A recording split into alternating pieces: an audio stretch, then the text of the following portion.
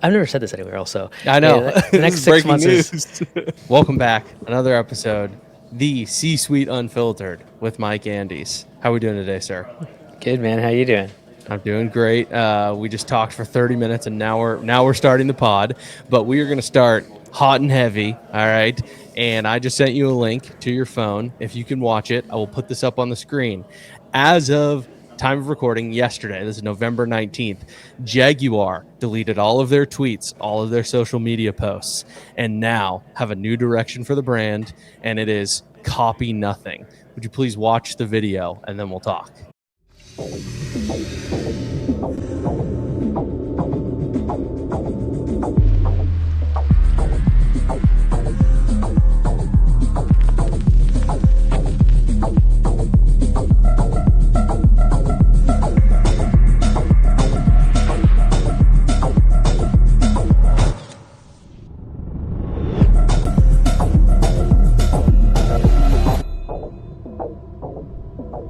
Is this Jaguar like the car company? This is the car company. Oh, brother. Wow. Have they got a lot of backlash over this? I hope so. So this is, I sent you the Twitter post because that's where I get most of my news. I like X, I like Twitter. The number one reply was from at Elon Musk, and it was, "Are you a car company?" Question mark. So they are getting roasted online, especially Jaguar is a British brand, and there are a lot of purist motorheads over there in England, the United Kingdom, and they are getting a ton of backlash. They're like, this is a historic. I just Google it to verify. It's a 102-year-old British brand. It's 102 years old, and they're like, you're just throwing out all the heritage, everything that made Jaguar with whatever this is. So what are your initial thoughts when you see a legacy brand like Jaguar delete all their social media and then post this video? Well, we're talking about it. So again, they are getting some publicity. Elon Musk talking about it. They had 31 million views on that video. So someone's getting paid. Yeah. Now, in terms of the brand, also keep in mind, I don't know, because Jaguar is a piece of a larger company, so they could be very well bleeding so much cash. They're like, hey, either we shut this thing down or we completely reset it and go a completely different direction. So that might be the strategy. I always keep in mind, people in these rooms are really pretty smart people. They didn't just happen to become the CEO and the executives of these companies, right? And so they usually have a strategy. Whether it's the right one is debatable, but I think it's a matter of if they are losing cash, if their brand is becoming obsolete, if their sales are declining year over year, there's a very good chance that we are resetting and we know we're getting massive backlash, but we're going to be able to target this demographic that is underserved. So if everyone else is going to go after trucks and the brawn of the car industry, we're going to go a different direction.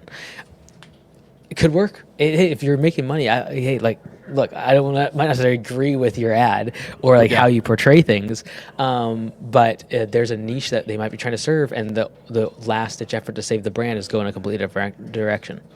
Just as a devil's advocate. Yeah, totally. So I did look it up because that's obviously what you want to see. You don't just want to make broad strokes assumptions. So Jaguar is a subsidiary brand of Tata Motors, which is an Indian-based multinational automotive company. They also own Land Rover and then the Daewoo, which is more of an Asian market brand. And of course, people were like, look at their stock price. Yes, their stock price has gone down since this video released. Is that a direct correlation? Probably not, but everybody online likes to say that it is. I didn't see any drastic data showing huge negative trends for Jaguar or Tata Motors in terms of sales and things of that nature. It just came across as shocking, is what a lot of people were responding to, at least on Twitter, on X. They were very confused. They were like, this is a legacy brand. Why would you do this? You're throwing everything away. You have the comments, you go woke, go broke. And I'm like, well, I don't really get woke from that. I get artistic pseudo Apple ad that doesn't make sense for a legacy brand like Jaguar. When I think Jaguar as a consumer, I think elegance, class, haughty toddy British people in their fancy drop tops. So it threw me off as a consumer. Yeah, if you look at their stock price over the past 6 months, technically it's come down 40% in the past 3 to 4 months. So their PE ratio is only 6.85, so it can almost guarantee that they aren't growing. So it's just a matter of like, are they trying to completely refresh everything, and are they putting Jaguar as the martyr? So if they're like, hey, let's try with one of our smaller brands that's dying already, makes up a few percentage of our points of our revenue. Let's take it in a completely different direction and see what happens. This is a marketing expense. Um, and they're getting publicity over it. There's a Yeah. subset of people that agree with that ad. So Yeah. Yeah, I'm scrolling through the replies right now just to give you a couple. Someone else said, "Are you guys the car company or something else?" Their response from the Jaguar account: "Soon you'll see things our way." Someone said, "This is surely a joke," and Jaguar replied, "A pivotal moment." And then someone said, "Awful, awful ad." Jaguar said, "Quite the opposite. This is a renaissance." So they're clearly whoa, like leaning into it excessively to yeah, see what's going to come of it. yeah, it'll be interesting. We'll see. So I just thought I'd throw it out there, but I'm a firm believer. There's no such thing as bad publicity, right? We are talking about it. Other people are talking about it. Elon Musk, like you said, is talking about it. I really this thing. The idea that there's no bad publicity really set in. To go down Lee's rabbit trail here is in college. There was one kid that I went to college with that everybody knew his name. Why? Because randomly he would just wear a tiger suit. Our school mascot was not the Tigers. Every once in a while, he'd wear a tiger suit. Just that was just his thing. Everyone knew his name. I was like, no such thing as bad publicity. Everybody knows my guy Joshua, and that is Yeah, what but it is. there's nothing bad about a tiger suit. That's the thing. That's This fair. is very divisive. So Yeah, what would you say to like the purists of Jaguar that are like see it as this legacy heritage, brand? What would you say to them? They're like, I'm jumping ship, or like major shareholders or whatever. What would you say to them if you were kind of team? I like this ad. This is the direction we have to move in. vote with your feet, dude. Yeah, Go buy another car. yeah. Yeah, fair enough. What would you say? What are your general thoughts, kind of zooming out on like these harsh kind of rebrands when companies have to do them? Is it strictly because they have hit a wall, they have lost sales, they need to turn the business around? Obviously, you've done that with business turnarounds. Small business is different, right? Most small businesses aren't known enough in their market to do massive rebrands. But what are your general thoughts when businesses come to these pivotal moments and do these large rebrands? Yeah, like I think it's just a matter of like you when you have a 102-year-old brand, you have legacy as a trademark of the brand and a huge asset. Like if you were to sell Jaguar, large amount of their value would come from the brand awareness. And so if you're going to tweak that, you are playing with the fundamental building blocks of the company.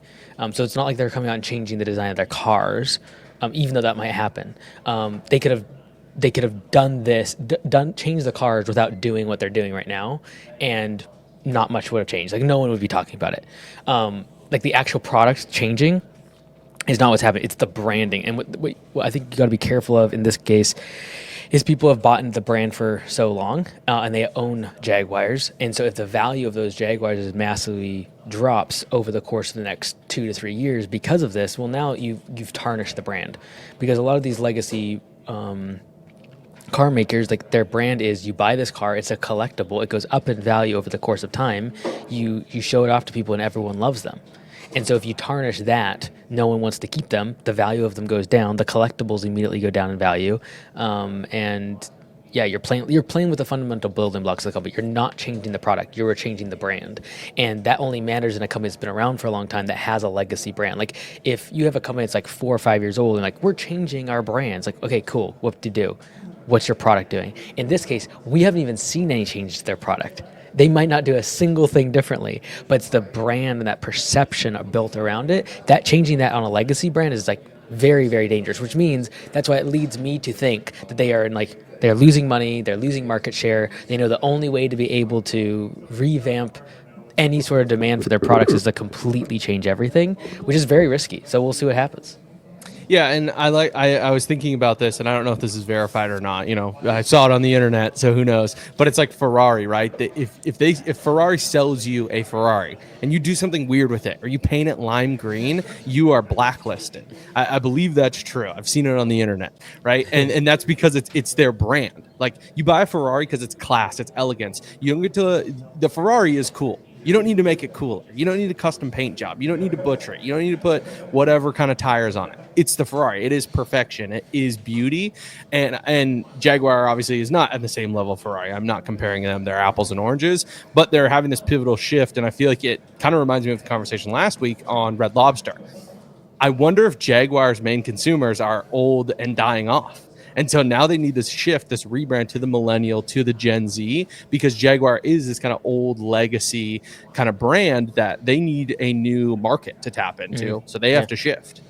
I think they're like 3 years late. If they would have done this 3 years ago, it'd probably been like such a hit. Yeah, fair enough. Well, anyways, I saw it blew up on X. I was like, I got to show this to Mike. The branding made zero sense to me. Obviously, there's tons of research that is done into this. I am a nobody when it comes to marketing cars across multiple countries, but it was interesting, and I thought we'd talk about it. Alrighty, now I'm going to jump to a question from the audience here. Make sure I pull it up and read it verbatim. So this is from Adam Burkett, and he commented on one of our recent videos. Has Mike or will he ever give equity in long tenured employees? And in what situations would it make sense to give employees equity? Yeah, so we are doing that. And so up until now, I'm the only one that has, and it's vesting over a long period of time. And so in cases of doing that, is he asking for myself personally, or like for like business? Yeah, advice? it was a two-part question. I feel like it is kind of a have you ever done it, and then what situations would make sense to give it away. So I think it's kind of a two-pronged. Yeah, it's mostly talent acquisition and talent retention. So talent acquisition of like people that can make gobs of money. If you don't have the money, you can potentially use in your comp plan equity or profit sharing. And then when it comes to retention of people, it's like, well, could the company survive or would it do as well without this person? If not, what's that value worth? And then realizing that as the company grows, demands in terms of equity are important because of capital raises, or if you take the company public, like you've got to have equity there. Otherwise, you're going to dilute everyone. And so, whether it's dilutable or not is also super important. And so I'm very, very frugal when I give it out because I'm doing it non-dilutive, which means I'm the only person that will give up equity ever. And so that's a bit of a risk in terms of like if we need capital in the future. But yeah, I'm doing it at like a very small level, but then giving insight to everyone to be able to know like what's the value of that, et cetera. Mm-hmm. So when would, and I don't know Adam's situation from the comments, when would you give it away? I'm assuming he's probably a small business owner, lawn care business owner, potentially listening to the pod. When would someone, because obviously your businesses are at a little bit of a different level in terms of total revenue and the ability to give away equity. Someone would say, let's say sub 5 million annual revenue. They have a great long tenured employee. That employee kind of needs a little bit more upside. What does that look like in this case? Yeah, I don't recommend giving away equity in that case. I rarely, it's been 10 years, I've never given equity away. So, and I bought out anyone else that owned equity this year. So, I think for most people, profit sharing is the better way, mostly because you don't have any liquidity event. And secondly, you don't have any valuation mechanism that's solid. So, it's only now this business are of size where we can get like outside, valuations and then say, what is this actually worth? So I can actually use it as a bargaining chip when I'm trying to bring in engineers or executives. And so I don't think the small business owner should be thinking about this. I think they should be doing profit sharing.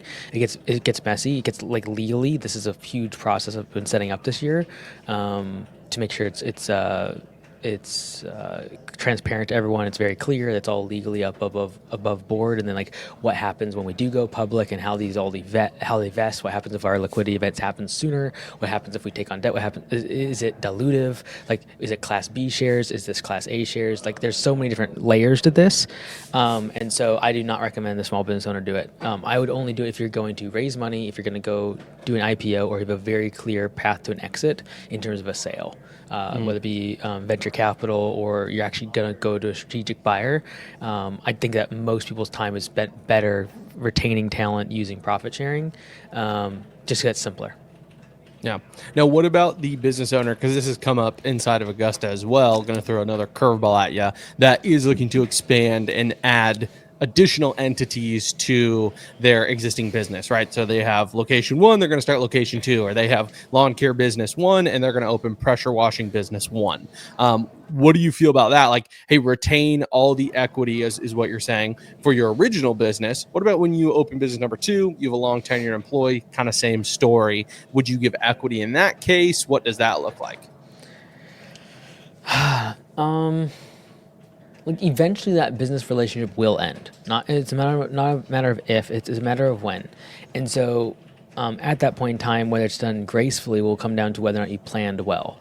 And so it's not like a relationship like to death do us part. There's very, very few business relationships that end way, and very few businesses in general that will last your entire lifetime. So it's a matter of like, hey, within the next 10 to 20 years, we will eventually sell this. It'll go under. We will let it fizzle out because we have bigger things that are happening. So like very clearly defining what happens when that happens, not if, but when. So like what happens if someone gets divorced? What happens if someone wants out of the business? Who does the valuation? What is that valuation? Can we determine what the valuation is going to be based upon something like revenue or profitability, and have a metric in place so we know what we can buy each other out at? So if the other person wants out, it's like, great, here's the valuation currently based upon the metrics we've already outlaid. And then also realizing that if you're going to grow the business, it probably will need capital. And so who's going to dilute it? Is it going to come out of both people equally? Is it going to come out of the person that's only providing capital? Is it going to come out of the person that's providing sweat equity? Are you both working 20 hours a week on this, or one person's working 40 and one working 10? How's that going to split? Is profit sharing? Because profit sharing is different than equity. Are we doing it based upon P&L? Are we doing it based upon distributions? Like there's so many layers to this. And so I think that for the vast majority of small businesses, they should focus on offense to the customer instead of these back end distractions at a smaller size scale. And this is why like we are well above 10 million before we start thinking about this, because it costs a lot of money to figure this stuff out and put in legal and put different entities and now holding companies, etc.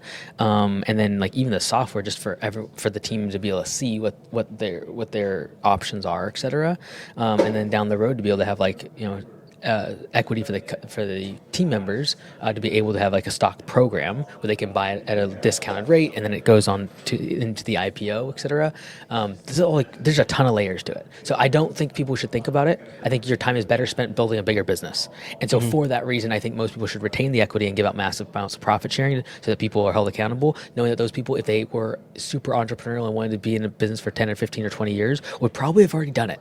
And so thinking that your general manager is going to suddenly want to be in this 20-year relationship with you when they have worked at that position for 1 or 2 or 3 years, and they have a track record of hopping every 2 to 3 years is laughable. And it's not even a matter of being unwise as much as like you're going to sacrifice the relationship. And so most of the time people do this because like I like them, they're awesome, I really want to work with them, and realize that like that is going to come to an end. And so like if you're going to do equity, I just say the same way that you prepare for the downside of an employee leaving, you got to prepare for the downside of a partner leaving. And it's not that everyone wants to. There's life events, there's sicknesses, there's stuff that happens in people's personal life. And so defining all of that is very, very complicated and can lead to some very uncomfortable conversations. And I think that most people would be better served just focusing on the business instead of all of that. Mm-hmm. So the one sentence summation would be, don't worry about it till you're past 10 million in annual revenue, because it costs more than you realize, and so much can change while building a $10 million business. Or if you have a very clear path of how you're going to get there, right? Like there are definitely people inside of Augusta that have partnered up and do very, very well together. But I think they've defined well their roles, who's spending on what. Each location has you own this amount of this location, I own this much of this location. It's very, very clear. And then if there's back doors consistently. It's like, so if you want out, here's the valuation. You can buy me out. Okay, we're doing it based on distributable cash. What happens if there's a bunch of cash at this location? Does it go in this next one? Well, this next one I only own 40%. You own 60%. Like, so as long as it's defined, I'm okay with it. I think that when people start thinking about that stuff, though, they spend more time on that than just growing the business. So I wouldn't say necessarily like it has to be above 10 million. I would say it's like you should probably be over 2. You should probably be thinking about how to get to 10 at least. Before you start really making splitting it a whole bunch of different ways, especially if you're not just doing a partnership. Like, I want to be clear here. I'm talking about like splitting tiny pieces of the company and giving it to a whole bunch of people like I am is different than like, I'm going to go partner with someone and they're going to get 40% or 50%. Like, I'm not talking about that. I'm talking about like splintering the company. And it's only worth it if we make the big exit. And so you're basically trying to get the long-term investment of the team the same way you have equity. And then you got to ask yourself too, like if people are getting equity, do they have to contribute when there's a loss, right? Because there has to become owner's investment in back in the same way as owner's distributions or shareholder distributions. Like who funds the losses of a company? So like for me, like I'm not going to make people pay into the company as we're growing, and so like that makes the equity they're holding like more valuable, but also like highly risky because it's not worth anything until we go public. So there's a lot. I've been thinking about this a lot. So Yeah, it was kind of a perfectly timed questions, and I like everybody knows I don't prep you before the pod. You don't know what's coming at you, and I know this is something that you are currently going through. And this was a comment someone made a couple weeks ago, so I've been sitting on it for a while, and I wanted to ask. So I know you have a lot of thoughts about this, considering you're going through it. Now, what about let's talk about startup. So whether you're starting your first business or you're starting your second location or another business or tertiary business, whatever it is. What are your thoughts on letting someone be maybe an angel investor or kind of an active investor? So to give story time with Lee, I asked to invest in P4P. I asked to invest in the franchise. You told me no both times, so I didn't even ask to invest in Copilot because I knew the answer was no. But you told me no both times. That's fine. We've obviously talked about it before and your reasoning behind that. But what are your thoughts? I wanted to not be an angel investor. I wanted to be like, hey, I plan on working for you for a long time. Obviously, when I was trying to invest in these things, our relationship was still pretty young. Like P4P, we'd only known each other for 2 years. So you're probably like, I don't know if this guy's going to stick around for a while. What are your thoughts on those type of investments or partnerships? like personally, I get stressed out when I have when we're losing money. I think I would compound my stress exponentially if other people's money was being lost. And so that's why I've never taken on money. I want to avoid that stress because I think I don't think I'd operate as well. And I don't think I could be able to operate in the team's best interest as much. That being said, there is a finite amount of money I have. So there's a chance that we have to raise money. And when you're growing really quickly, grow sucks cash. I talk about all the time, but it does for me too. And so if you're not going to require team members that you're giving equity away to contribute that percentage into the business, it's got to come from somewhere. And so, yeah, long story short, I try to avoid it for a really long time. Two things. One is giving equity, and two is raising money. Usually those happen at the same time. Like you give equity and you take funds in exchange for that. So I've done the first part. Like we're working on the program, as you know, over the next few months. But over the next few months, the equity part will be done. And it's it's a small sliver of the company. It's non-dilutive. No one has to contribute money in as we're losing still. There's plenty of room there, though. If I needed to, I could go raise money. I want to avoid that at all costs. That is my North Star. If we can just avoid that, if we can grow fast enough. So this next 6 months is super important for the company. I've never said this anywhere else. So I know. Yeah, the next 6 months news. the next 6 months are really important. We really do need to, we're burning a lot. And so I got to really watch it the next 6 months. And so I'm staying focused on conference, but then after that, people will seem really switching to sales mode because I got to make spring rush count big time because it'll really determine whether or not we need to raise money or not in 2025. Yeah, this is all breaking news. I know I didn't prep you for this, but I guess that's news to a lot of people that you are giving away phantom stock, if you will, or equity or shares, if you will, in the business. Technically, I'm happy to share. I don't know what I should or should not share. It technically means nothing, right? Technically, it means nothing. It's all just paper. It's all just a DocuSign, but it could mean something for the employees that you're giving it to. And obviously, to speak kind of off the record here, obviously, I'm thankful for that. I appreciate the opportunity to be kind of rewarded, I guess, for loyalty, and having been told I can invest twice. It's at least a good opportunity. And hey, if we have to raise money, just know I will be the first one in line, and you can't say no to me at that point. So Yeah, it would definitely be like I'd probably only go for one or two people and people that would add a lot of value to the company course, yeah. in terms of like investors. But I really hope we don't have to go there because see the difference is when I give phantom stock away, people are thankful. When they give me money for stock, now they have expectations. yes. And so that's a very different relationship. And so I don't want to navigate that if at all possible. I want to avoid that. Yeah, fair enough. Gotcha.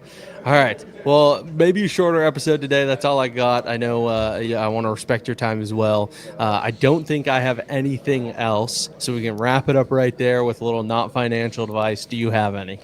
Okay, so I had a whole bunch of non-financial advice earlier this week. Totally forgot what it was. I remember like, dude, you need to write this down. This is gonna be really good. But what I will do instead is I'll recap. I'll come back to what we talked about. Here, one second, see if I can do this. Oh, dude, No, we're I gonna have can't. basically the same not financial advice. I think I know where you're going. Oh, really? I'm gonna come back to what I talked about last week. Yep. Which is Michael, you can't even open up your camera app. Okay, there you go. Can I connect this? Oh, I can't on StreamYard. One second. Give me a second. You're good. Oh, I know I can't. Okay.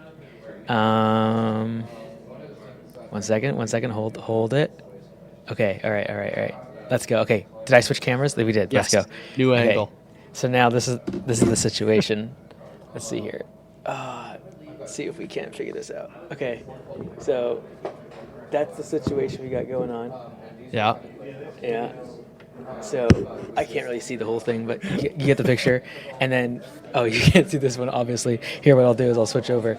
The new layout it's been crashing.